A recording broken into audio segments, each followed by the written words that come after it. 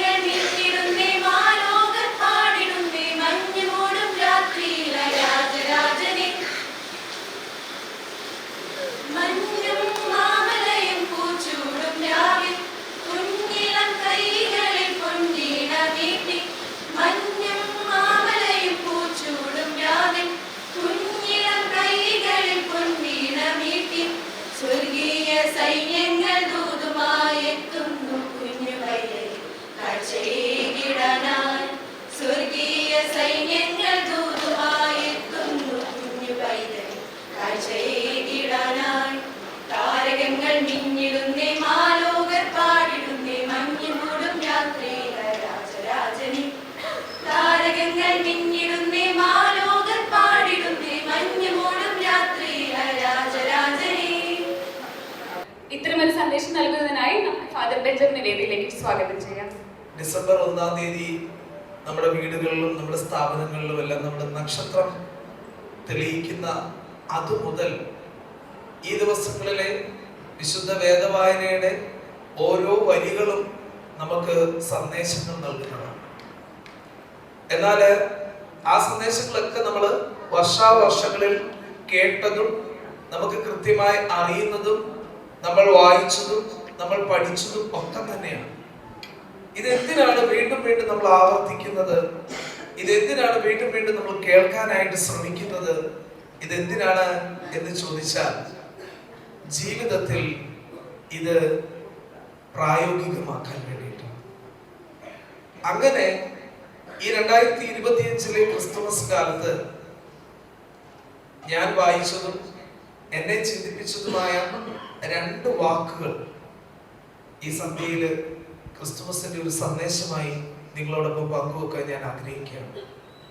ഞാൻ ഈ ദിവസങ്ങളിൽ ചിന്തിച്ച് നിങ്ങളോട് ഇന്ന് പങ്കുവെക്കാൻ ആഗ്രഹിക്കുന്ന 2 വാക്കുകൾ, ഒന്ന് ദൈവ നടത്തിപ്പ്, മറ്റൊന്ന് ഇടപെടൽ. ക്രിസ്തുവിന്റെ ജനനം ദൈവ പദ്ധതിയുടെയും ദൈവ നടത്തിപ്പിന്റെയും ഫലമാണ്. ഏകജാതനായ പുത്രൻ മനുഷ്യനായി അവതരിച്ച് മനുഷ്യന്റെ മുഴുവനും പാപങ്ങൾക്ക് വേണ്ടി ക്രൂശ് മരണം വഹിക്കണമെന്നത് ദൈവ നിശ്ചയവും ദൈവ പദ്ധതിയുമാണ്. അത് ഒഴിവാക്കാൻ ആർക്കും പറ്റില്ല. നമുക്കറിയാം, ഏറ്റവും അവസാന സമയത്ത് പിതാവെ കഴിയുമെങ്കിൽ ഈ പാനപാത്രം എങ്കിൽ നിന്ന് മാറ്റണമേ എന്ന് പ്രാർത്ഥിച്ചത് അടുത്ത് പറയുന്നു, എങ്കിലും എന്റെ ഇഷ്ടമല്ല അവിടുത്തെ ഇഷ്ടം പോലെയല്ല. യേശു തമ്പുരാൻ ദൈവസന്നിധിയിലുള്ള യേശുവിന്റെ പ്രാർത്ഥനകളിൽ നമ്മൾ മനുഷ്യർ ഓർത്തിരിക്കേണ്ടുന്ന ഒരു പ്രാർത്ഥന, അല്ലെങ്കിൽ നമുക്ക് എപ്പോഴും നമ്മുടെ ബുദ്ധിയെ അത് വെച്ച് അടിവരയിടണം. നമുക്ക് ഒരുപാട് കാര്യങ്ങൾ പ്രാർത്ഥിക്കാനുണ്ട്, ഒരുപാട് ആഗ്രഹങ്ങൾ ദൈവസന്നിധിയിൽ നിന്ന് നമ്മൾ പ്രാർത്ഥിക്കുന്നു, സാധിച്ചു തരണമേ എന്നൊക്കെ.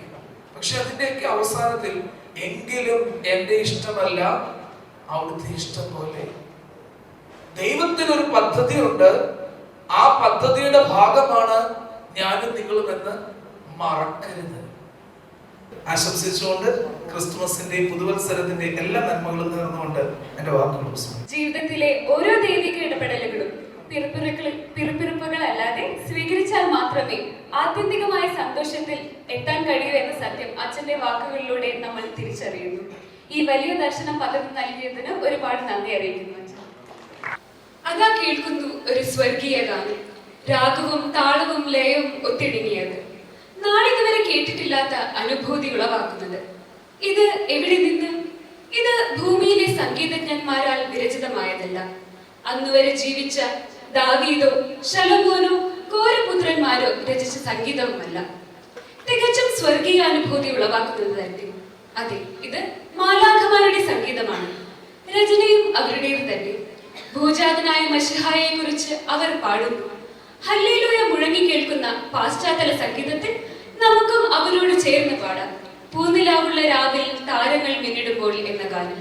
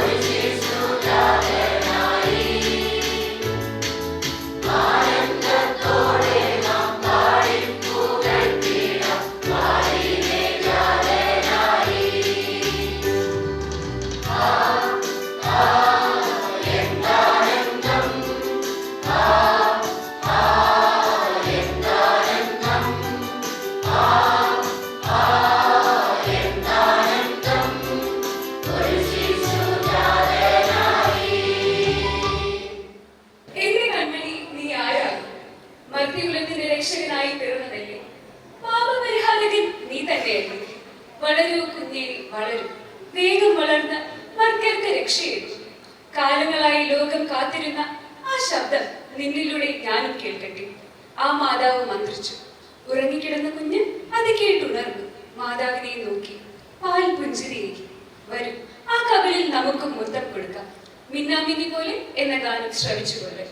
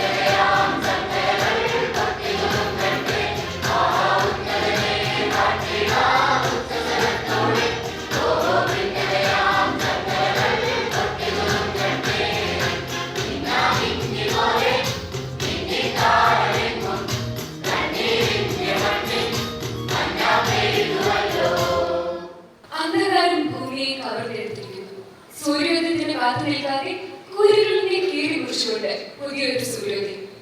ഇതാ മാനവർക്ക് രക്ഷകനായി പുതിയൊരു പാത വെട്ടി തുറക്കാൻ, രക്ഷയുടെ സന്ദേശമേകാൻ, സ്വർഗീയ പകുതിയിലേക്ക് കൈപിടിച്ചു കേട്ടാൻ വന്നവനെ നമുക്ക് സ്വീകരിക്കാം. താരം ഇന്നും രാവിലെ എന്ന ഗാനത്തിലൂടെ നമുക്ക് വ്യക്തമാക്കാം. കാതോർക്കാം.